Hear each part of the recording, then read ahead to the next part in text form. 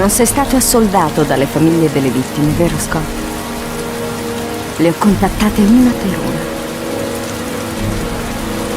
Volevi solo recuperare le prove che ti eri lasciato alle spalle. Hai rimosso il tuo passato e hai goduto del dolore dei genitori dei bambini che hai ucciso.